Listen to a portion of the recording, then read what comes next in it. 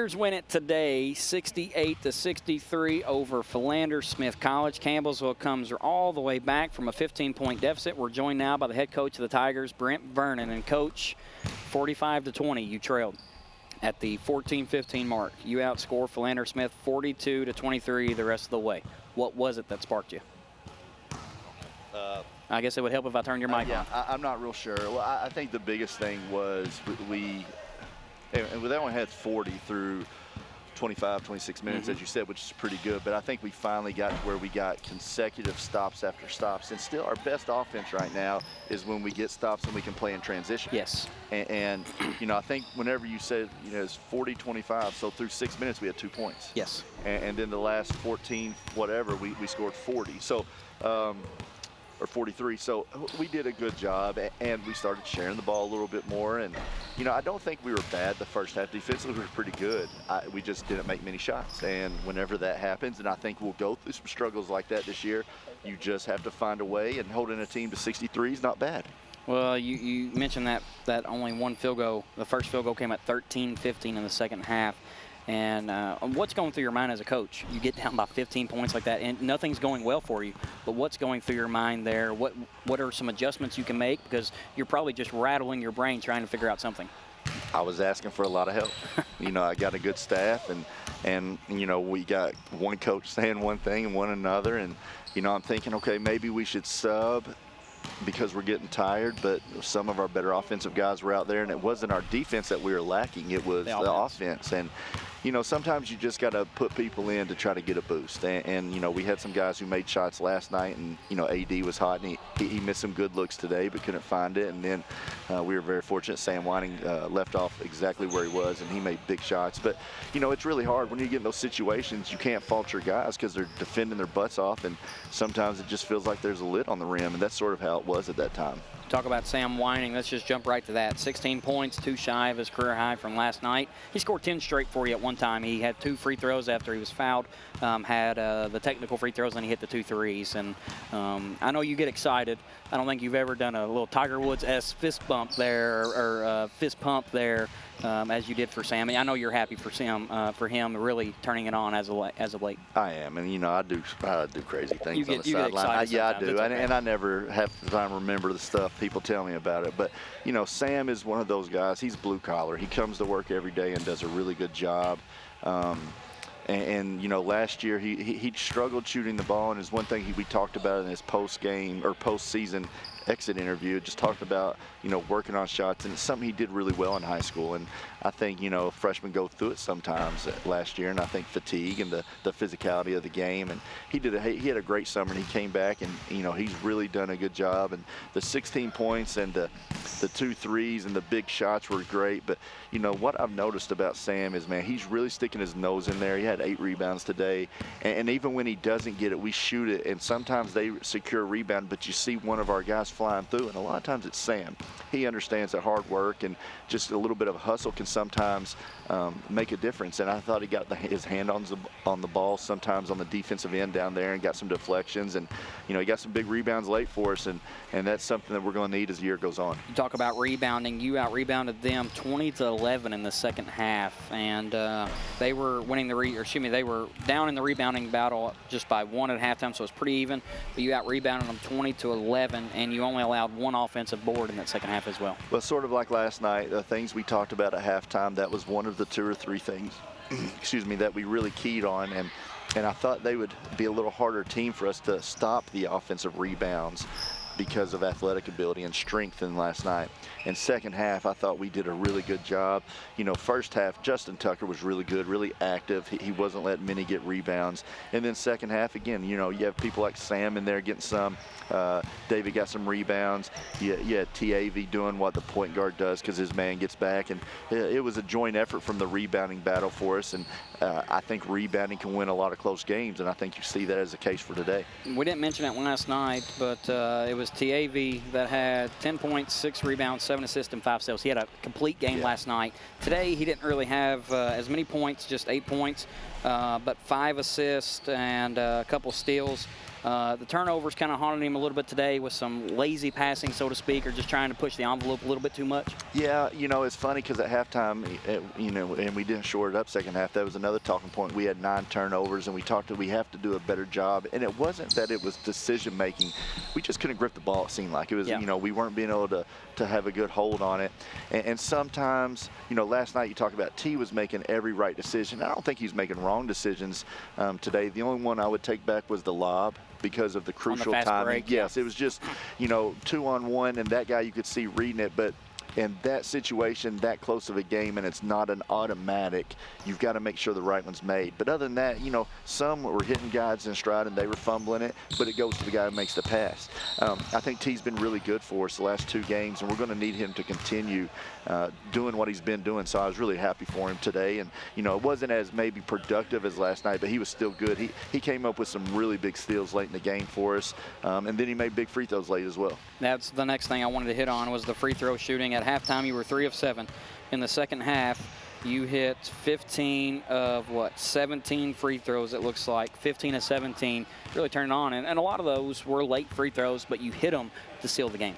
Yeah, we did, and that's something we've put a little more effort in and concentrate a little bit more, because early on we were really bad, and we still have our moments as a team that we're not real good, but we've shot them a lot better. Sometimes it's just the luck of who gets fouled. And it's not a knock on some of those guys who have lower free throw percentages, but Sam jumped up and made 6, and T made 4 or 5, and Ronald and made some, and because of that, it really gives us a better chance. And obviously, late in the game, we want to get the ball in Jacob's hands so he can get to the foul line. So we did a good job, and we knew they were going to have to foul us, but we made it a little too interesting with a turnover too late, but we made them when we needed to. Now you have a week to prepare for Lindsey Wilson. You get in Mid-South Conference play.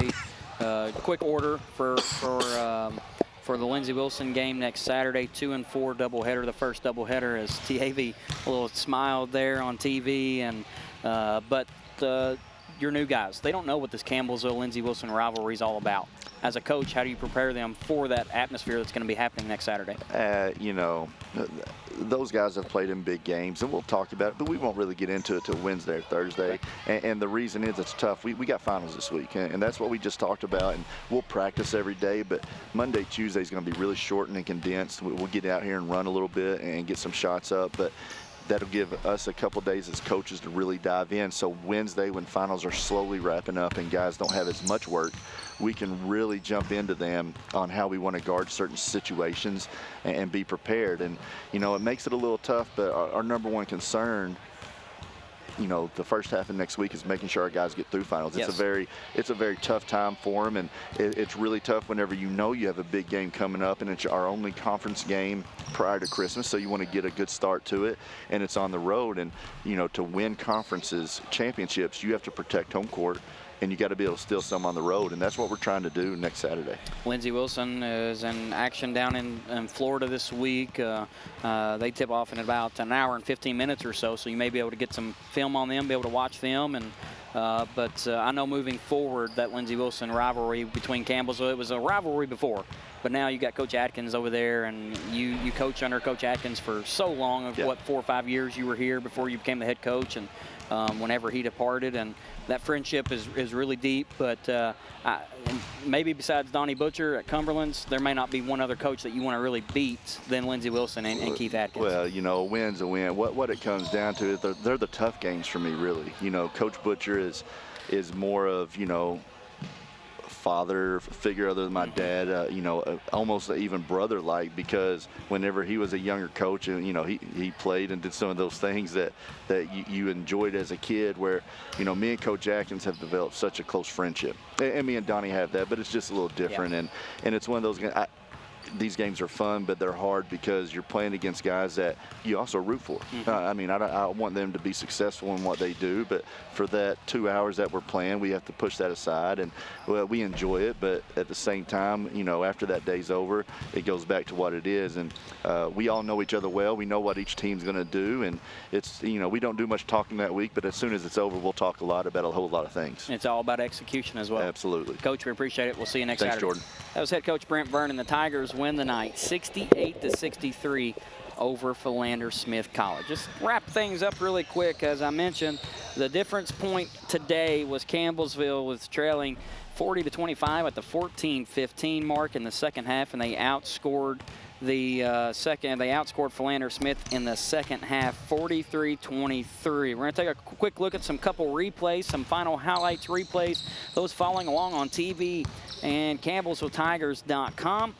The Tigers today, as I mentioned, 43-23. They outscored the Panthers in the final 14 minutes as Austin Davis, he finished today with 3 points. It was that lone triple right there. And then Max Reyes, he gets it off to Ronald Taylor. He stepped into a 3 as well with about 9:40 to play. And then the Tigers, that's when they really started to make their mark as Taylor was able to pick up the and one. Tavi Mason, though, he had a couple of steals today. And here's one right here. He was able to pick it up and go coast to coast. And he's really, really good in transition. Gets it off to Justin Tucker, who finished with 11 points in total today. Another steal by Mason. He goes coast to coast here. He goes a little up and under and one. And you can see the excitement from Tavi.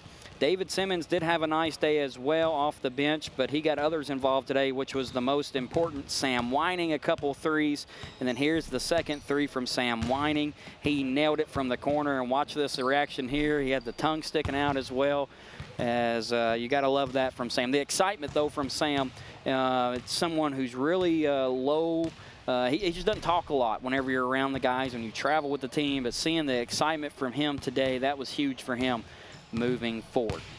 So the Tigers win it today 68-63. That's going to wrap it up for us, as we'll have 1 week until our next broadcast on the CB Sports Network. The Tigers and the Lady Tigers travel down to Columbia, Kentucky, just a 17-mile trek down the Highway 55. The Battle of Highway 55 hits the hardwood floor. The Lone Mid-South Conference game in the first semester. It's Saturday, December 7th at 2 p.m. Eastern Time. Radio coverage starts with Matt Payton at 1:45 for that doubleheader. So for Allie Evans in the Auto Smart studio, back on campus, across campus that is, and also the entire WLCU crew running everything for us here in the Powell Athletics Center, taking time away from their Thanksgiving break to be with us here to get us on the air and get you the action of the Tigers. This is Jordan Alves saying so long. The Tigers win it today 68-63. You've been following the Tigers. This is the Campbellsville University Sports Network.